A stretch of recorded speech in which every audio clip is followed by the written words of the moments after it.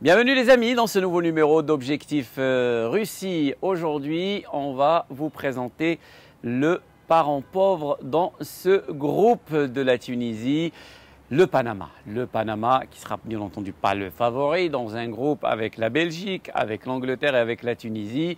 Le Panama qui participe pour la première fois de son histoire à une phase finale d'une Coupe du Monde. Sera notre invité dans cette édition d'Objectif Russie, l'ancien international marocain Khalid Ragib. Khalid Ragib revient bien sûr sur cette déception de ne pas avoir pris part à cette Coupe du Monde et bien d'autres sujets aussi. Khalid Ragib.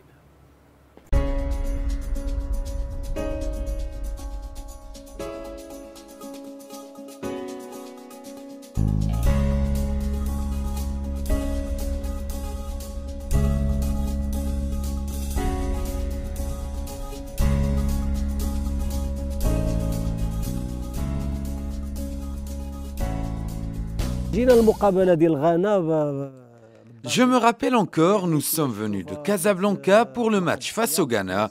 Comme vous le savez, lors de cette rencontre, j'étais sur le banc de touche. Salahdine Basser a ensuite été sorti par l'entraîneur. C'est là que j'ai fait mon entrée. Mon but a été notamment construit par l'un des meilleurs passeurs décisifs de l'histoire de la sélection marocaine. Je réfère là à El Hadrewi, auteur de 2 passes décisives. La première à Abdeslam Grissi, la deuxième m'a permis de marquer.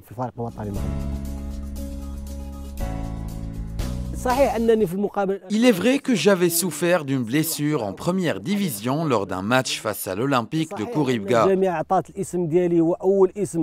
La fédération avait alors divulgué mon nom comme celui du premier joueur à participer officiellement à la Coupe du Monde. Peu après, le magazine L'Équipe est venu ici à Stade pour faire des shootings et des articles me concernant. Suite à l'aggravation de ma blessure, la fédération s'est rétractée. À vrai dire, je l'ai mal vécu, car j'estime que je devais au moins y aller comme invité d'honneur. Feu Hassan II en avait fait autant pour certains joueurs en les envoyant à bord d'un avion affrété spécialement pour eux. Je crois que j'ai été écarté car je jouais dans une équipe peu connue, à savoir la Nahda Statia.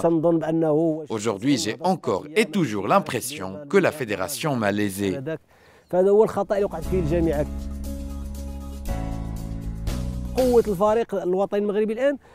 La sélection actuelle dispose de plusieurs atouts. C'est un effectif équilibré et bien agencé. Il dispose d'une défense solide, le milieu de terrain et l'attaque se complémentarisent. Ce sont là des caractéristiques fortes quant à la cohésion et à l'homogénéité de ce groupe.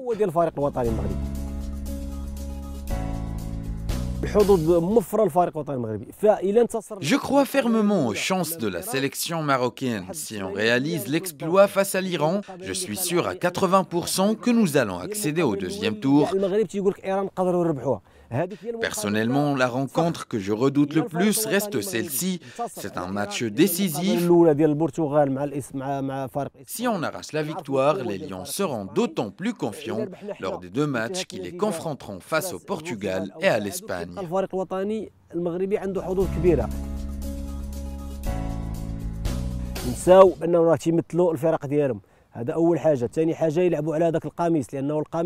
Mon conseil ultime, c'est que chaque joueur fasse en sorte d'oublier qu'il joue pour un club quelconque. Dans une Coupe du Monde, il ne faut honorer que le maillot national, que le drapeau de ton pays. Cela sera d'autant plus gratifiant pour les joueurs car, et dans le cas d'excellentes performances, leurs cotes seront revues à la hausse. Mais pour ce faire, il faut s'imprégner du maillot, de la fierté d'un peuple entier qui te supporte.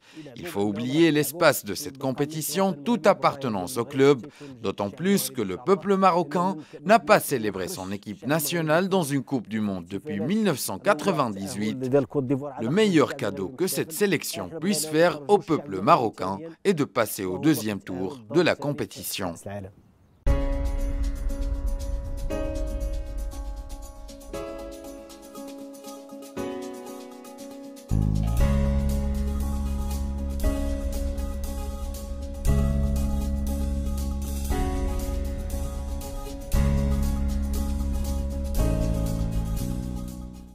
l'ancien international marocain Khalid Raghi. Pour sa toute première participation à une Coupe du Monde, le Panama vise au moins, allez, un point du match nul ou alors une victoire. Ça sera très compliqué dans un groupe très relevé. Une fiche de présentation de la sélection panaméenne.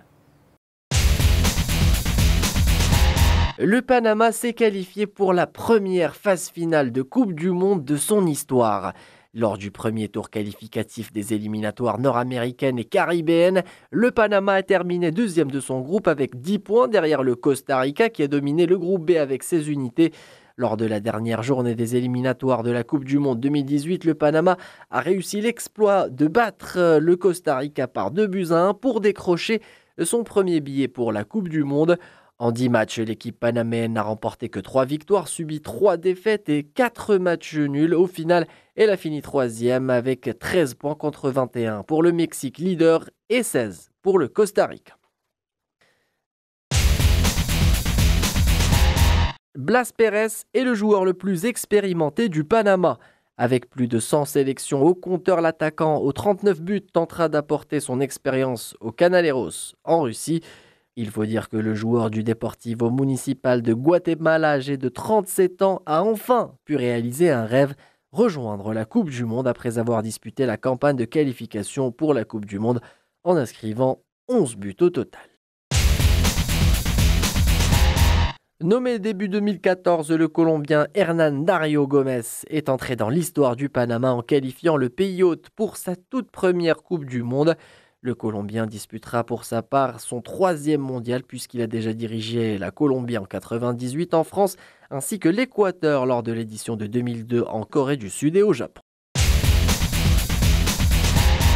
Le Panama est sans conteste l'invité surprise de cette Coupe du Monde 2018 en Russie.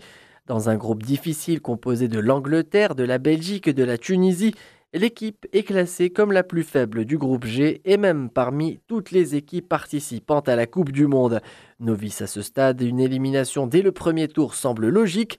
Les Canaleros disputeront leur premier match dans une Coupe du Monde le 18 juin à Sochi contre les Diables Rouges de Belgique. 5 jours plus tard, ils affronteront l'Angleterre et termineront le premier tour le 28 juin contre la Tunisie. Le Panama qui avait créé la sensation en se qualifiant en lieu et place des États-Unis d'Amérique. C'est la fin de cette édition d'Objectif Russie.